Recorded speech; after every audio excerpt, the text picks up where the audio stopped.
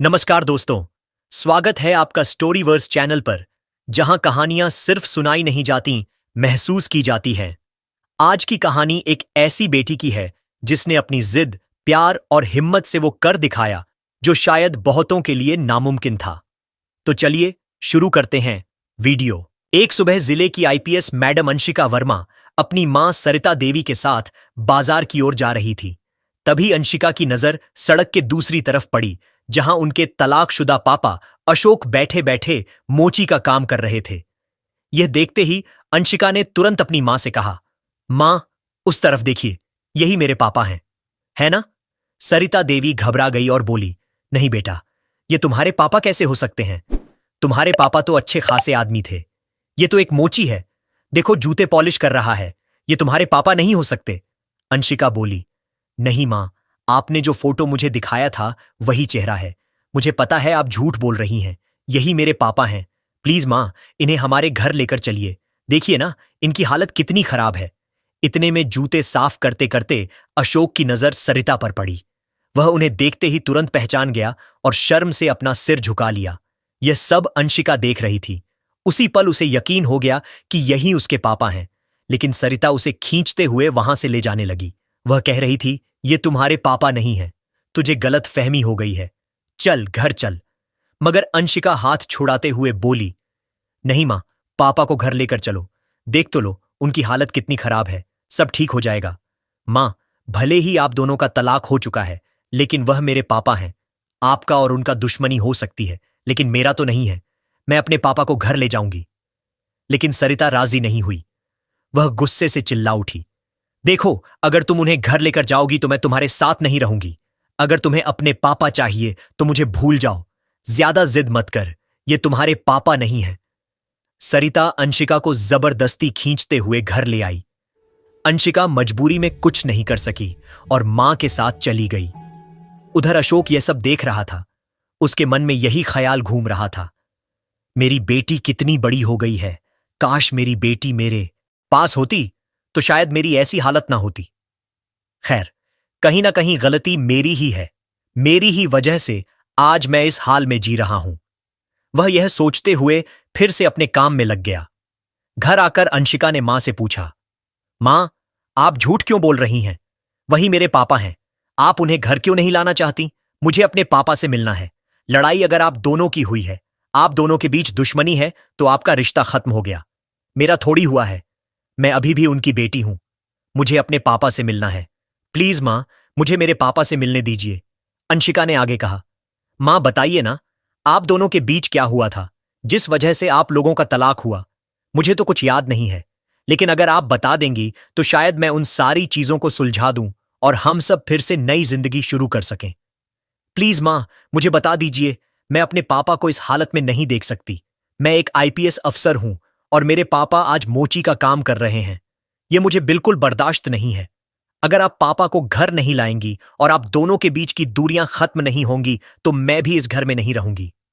अब फैसला आपके हाथ में है, आपको जो करना है कीजिए, लेकिन मुझे अपने पापा को घर लाना ही है। फिर सरिता देवी बोली, तुझे जो करना है कर ले बेटा, मगर मैं उसे घर नहीं लाऊंगी। तुझे इस घर में रहना है या नहीं, यह तेरा फैसला है, लेकिन मैं उस आदमी को इस घर में कभी नहीं लाऊंगी। मैं बुझी हुई आग को फिर से जलाना नहीं चाहती। अगर तू मेरे साथ नहीं रहना चाहती तो अलग बात है। वैसे भी तेरे पापा ने मुझे छोड़ दिया था। अब अगर तू भी मुझे छोड़ना चाहती है तो छोड़ दे, लेकिन मेरा दिल नहीं चाहता कि वह मेरे घर आए। बेटी, तुम समझती नहीं हो, यह बात इतनी गहरी है कि तुम्हें समझा भी नहीं सकती। यह कहकर सरिता चुप हो गई। अंशिका मन ही मन सोचने लगी, आखिर इतनी बड़ी कौन सी बात हो गई कि मां आज तक नहीं मान रही हैं? क्या मेरे पापा इतने बुरे इंसान थे जिस वजह से मां के दिल में इतना गुस्सा है? लेकिन क्यों? क्या ऐसा हो सकता है कि मां चाहती ही ना हो कि मैं पापा को घर लाऊं? क्या वह चाहती है कि मैं भी इस घर को छोड़ दूं? लेकिन क्यों? मां मुझे इग्नोर कर रही हैं, मुझे छोड़ने की धमकी दे रही है, पर पापा को घर नहीं लाना चाहती। आखिर इतनी बड़ी कौन सी बात है? मुझे तो पता करनी ही पड़ेगी कि किस वजह से मां इतनी गुस्सा है कि मुझे भी छोड़ देंगी, लेकिन पापा को घर नहीं लाएंगी। वह यही सब सोच रही थी।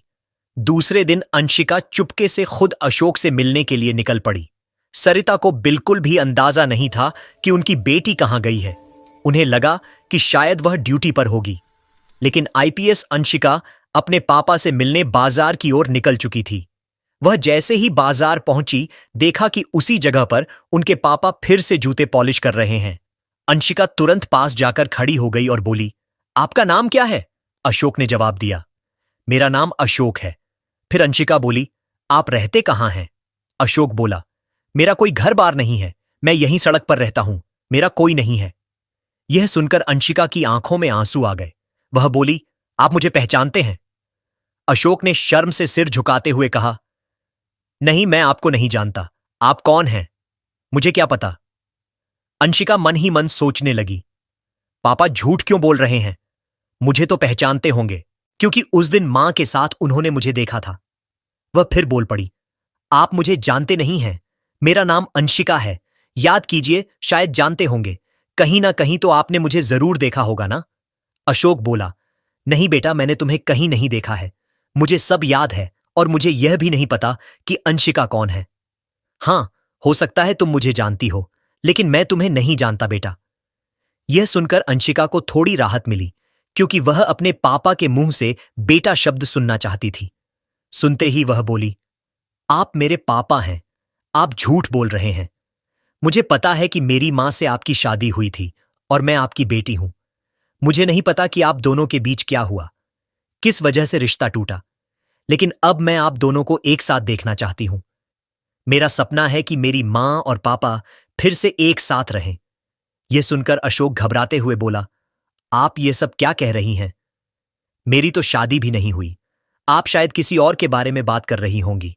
मैं किसी का पापा नहीं हूं। यह सुनकर अंशिका मन ही मन सोचने लगी, मेरे पापा सब झूठ बोल रहे हैं। मां और पापा दोनों ही मिलना नहीं चाहते, मगर मैं तो इन्हें मिलाकर ही रहूंगी। वह फिर से बोली, देखिए, मुझे पता है कि आप मेरे पापा ही हैं और मैं आप दोनों को मिलाकर रहूंगी। चाहे आप लोग जितना भी दूर भागे, चलिए मेरे साथ घर चलिए। आप यह सब क्या कर रहे हैं? आपको यह शोभा नहीं देता। मैं एक आईपीएस हूं और एक आईपीएस की बेटी के पापा इस तरह का काम नहीं करते।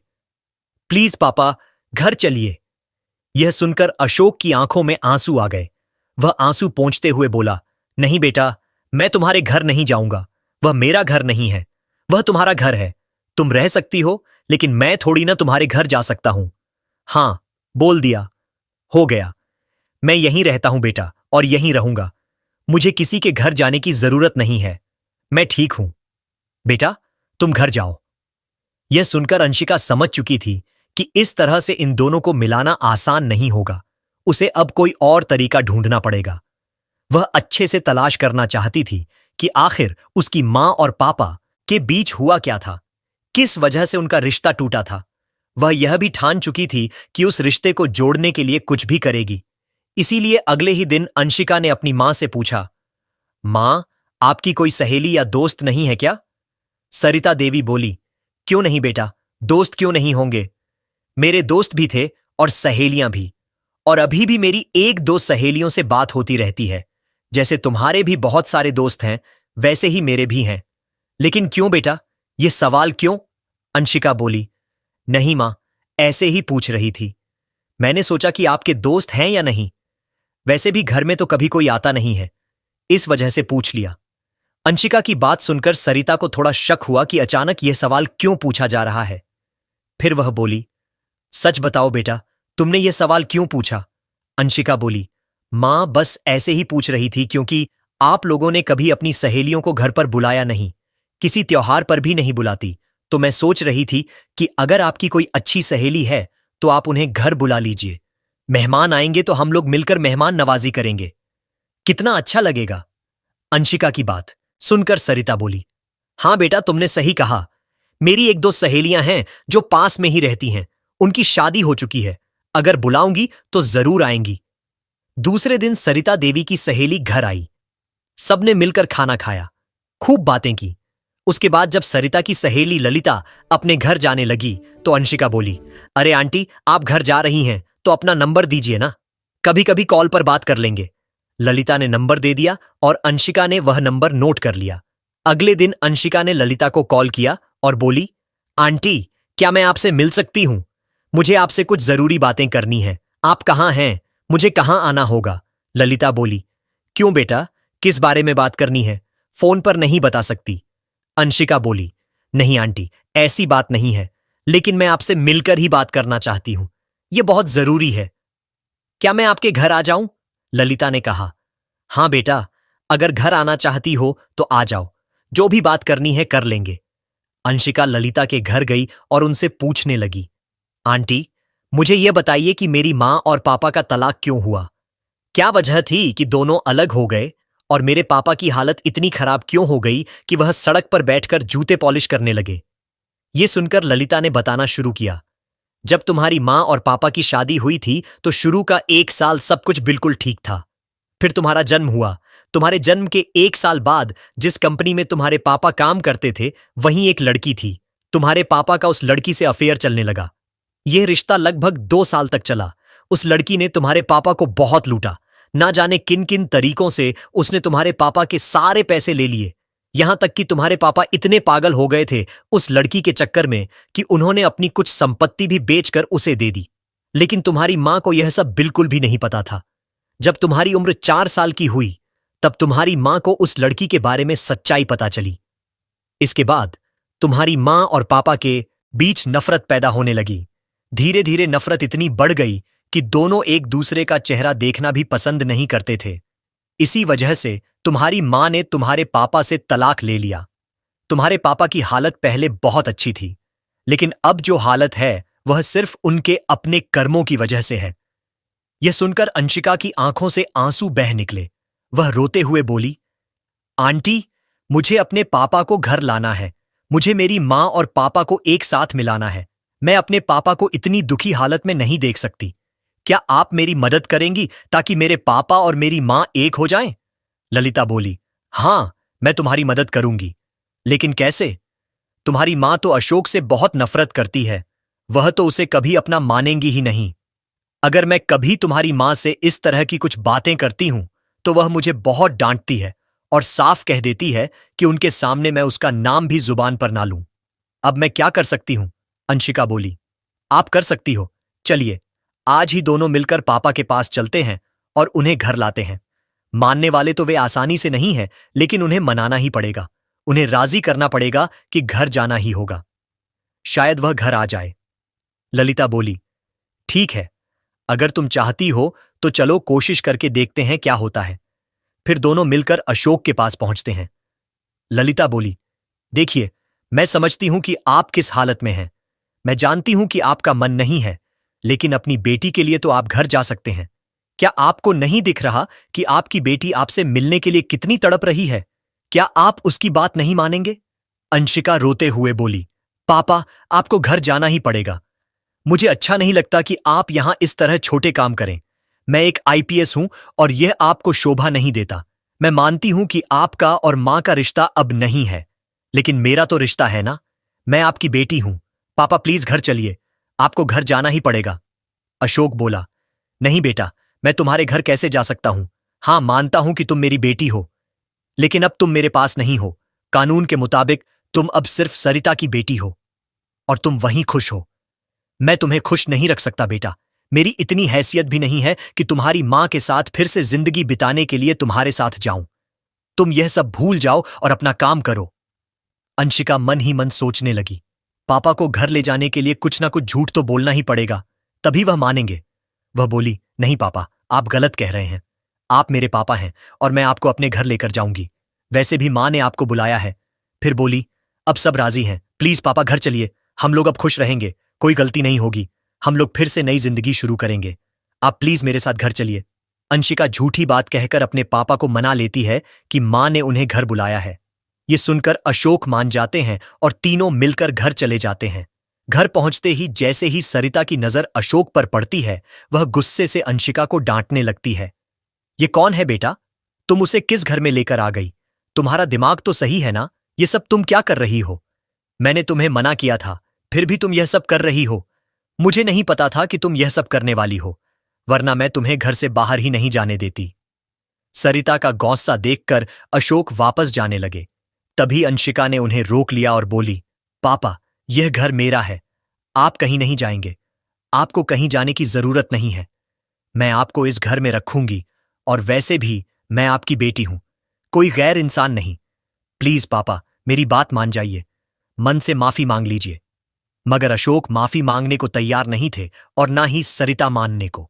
तभी ललिता बोली, सरिता देखो, मैं जानती हूं कि तुम दोनों के बीच क्या क्या हुआ है और किस हालात से गुजरे हो, लेकिन अभी अपनी बेटी की वजह से तो तुम लोग मिल सकते हो ना। तुम्हारी बेटी अब बड़ी हो गई है, और उसे अपने पापा के बिना जिंदगी अधूरी लगती है, इसीलिए वह यह सब कर रही है। तो प्लीज मान जाओ, तुम दोनों मिल जाओ, सबके लिए अच्छा होगा। फिर अंशिका रोते हुए बोली, मां, मैं आपके आगे हाथ जोड़ती हूं। प्लीज आप दोनों मिल जाइए। मुझे कुछ नहीं चाहिए, बस आप दोनों की खुशी चाहिए। अगर आप दोनों मिल जाएंगे तो वही मेरी सबसे बड़ी खुशी होगी। अंशिका की आंखों में आंसू देखकर अशोक की आंखों में भी नमी आ गई, और सरिता भी रो पड़ी। फिर आंसू पोंछते हुए सरिता ने धीरे धीरे अशोक का हाथ पकड़ लिया। दोनों गले लग गए। इस तरह अंशिका अपनी हिम्मत और समझदारी से अपने मां बाप को फिर से एक साथ कर देती है, और अपने पापा को वापस पा लेती है। दोस्तों, अगर आपको यह वीडियो पसंद आया हो तो प्लीज इस वीडियो को लाइक कीजिए, और ज्यादा से ज्यादा लोगों तक शेयर कीजिए।